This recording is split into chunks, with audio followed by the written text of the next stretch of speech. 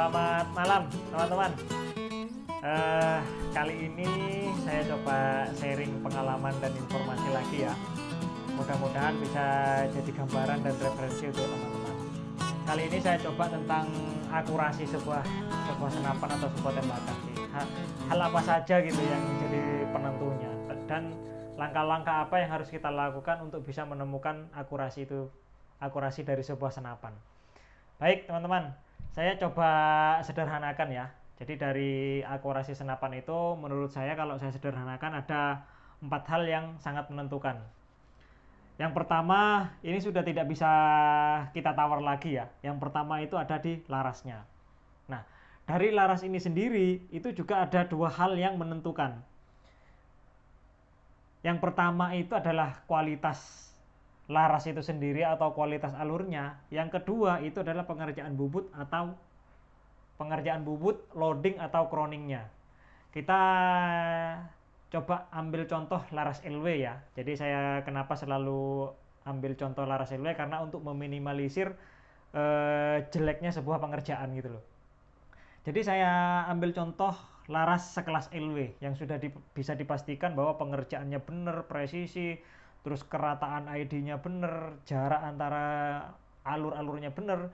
Saya anggap dari segi kualitas laras LW ini sudah baik. Tapi untuk bisa mendapatkan akurasi tidak selesai sampai di situ teman-teman. Setelah laras bisa dipastikan kualitasnya baik, maka kemudian ada di sisi pengerjaannya, pengerjaan bubut, loading dan crowning. Jadi kalau pengerjaan loading dan crowning ketemu dengan kualitas laras tertentu, maka ini akan menghasilkan karakter. Nah, karakter inilah yang akan menentukan kebutuhannya terhadap mimis. Mungkin kalau saya bilang cocoknya dengan mimis apa, gitu ya kira-kira.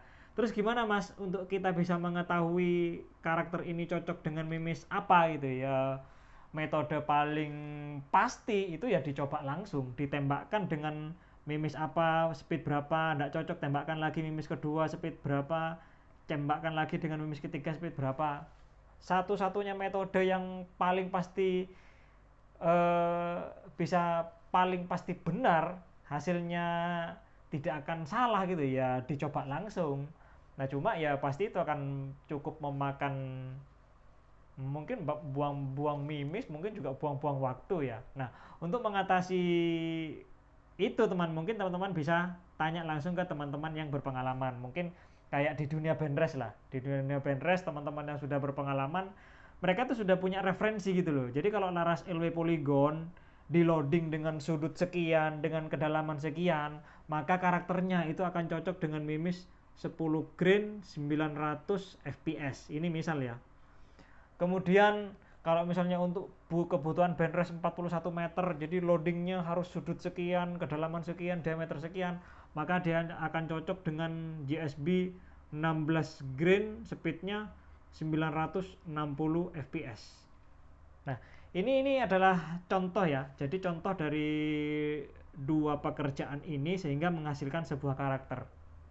Walaupun pada kenyataannya saya beberapa kali melakukan pengerjaan yang sama, kadang karakternya itu tetap berbeda teman-teman. Tapi ya itulah, akurasi memang seperti itu, tidak ada rumusnya, semuanya bukan saling ya, semuanya itu bisa memungkinkan gitu loh. Ambil contoh lagi, kalau kita punya kesimpulan ya, bahkan secara umum lah LW itu hanya bisa bagus di speed di 950 fps atau 900 sampai 950 fps. Tapi kalau teman-teman mau melihat risetnya 88 ya di beberapa tahun yang lalu yang pernah saya ikuti juga, 88 itu dengan memotong ngecuknya, dengan model loading dan crowningnya sekian, itu bisa loh digeber sampai 1400 fps tapi akurasinya tetap groupingnya itu benar-benar rapat. Yaitu tadi loh, itulah karakter dari spek laras, kemudian dengan pengerjaan yang benar, loading dan crowning yang benar, dia akan menghasilkan karakter. Walaupun karakter itu tidak selalu bisa dibentuk secara pasti gitu loh, tetap ada meleset-melesetnya. Nah gitu ya teman-teman. Kemudian ketika larasnya sudah benar, pengerjaannya benar, kemudian dia menghasilkan karakter, kemudian menemukan desain atau jenis mimisnya, kemudian ketemu speednya, Hal berikutnya yang menentukan akurasi itu ada di chamber. Kenapa chamber? Ya chamber ini adalah salah satu mesin pelontarnya.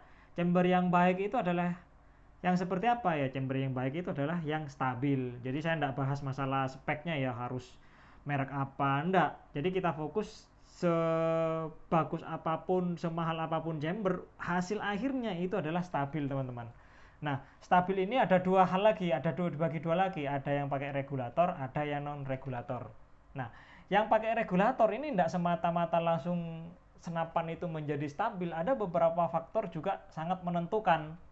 Nah, kalau teman-teman salah menentukan OP, salah menentukan tekanan per hammer, biasanya speednya itu bisa tidak stabil.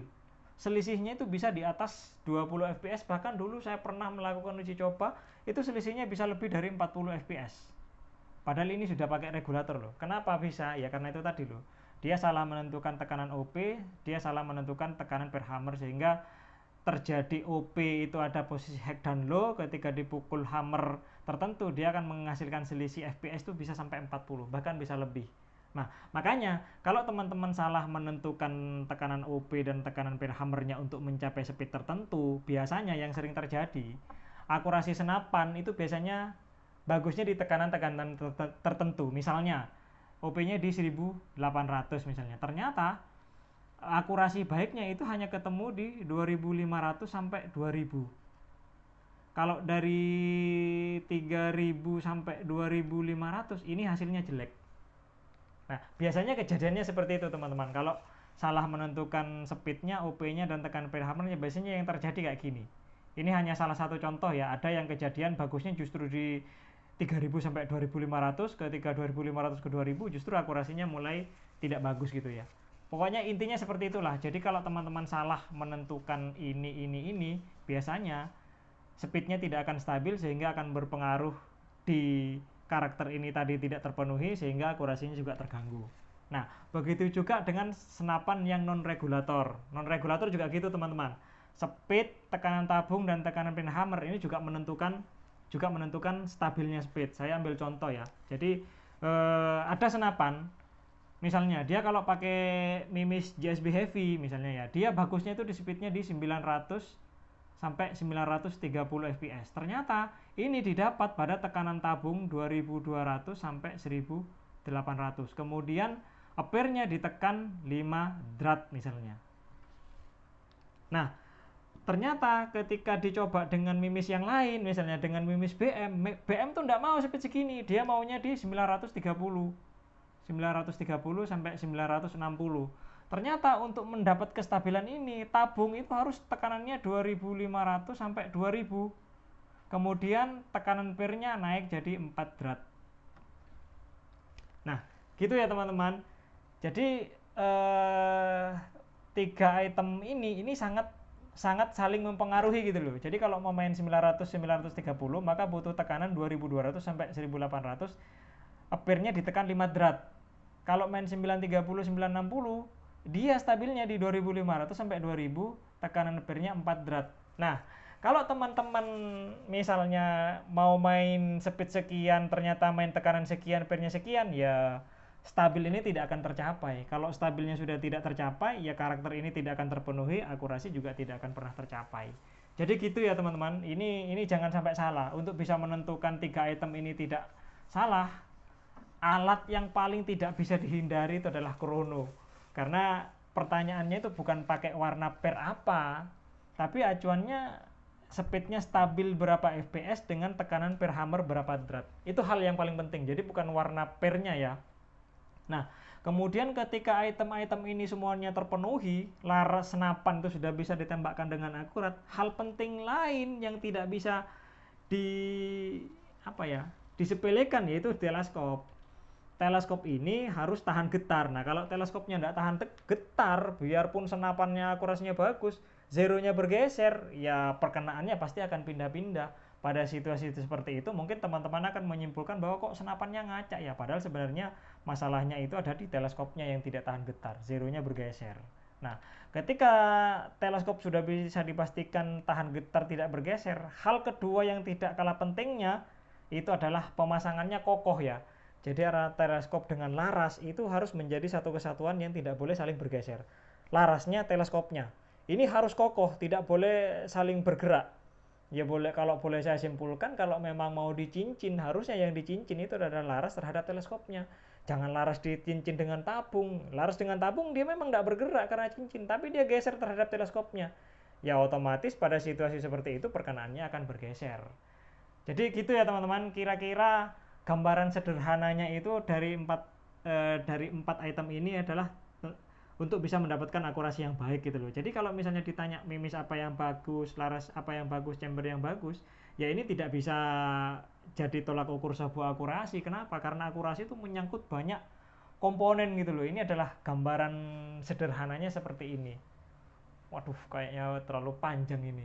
Oke teman-teman, saya rasa cukup ya, sampai di sini dulu. Jadi kalau teman-teman sudah pakai regulator misalnya, terus ininya sudah stabil tapi akurasinya tidak ketemu juga, ya mungkin salahnya ada di sini. Kualitas larasnya tidak bagus, atau mungkin pengerjaan bubut loading dan crowningnya yang salah, atau mungkin loading dan crowningnya sudah benar, karakter mimisnya yang belum cocok, belum sesuai, atau mungkin loadingnya sudah benar ternyata tidak ketemu juga, sudah coba banyak mimis tidak berhasil, tidak cocok juga, ya mungkin memang kualitas larasnya yang tidak bagus gitu loh. Kalau sudah kualitas larasnya yang tidak bagus, ya mau tidak mau ya ini harus ganti laras. Cuma untuk bisa menyimpulkan larasnya yang tidak baik ini prosesnya panjang ya, teman-teman harus pastikan semua item yang lain kondisinya benar.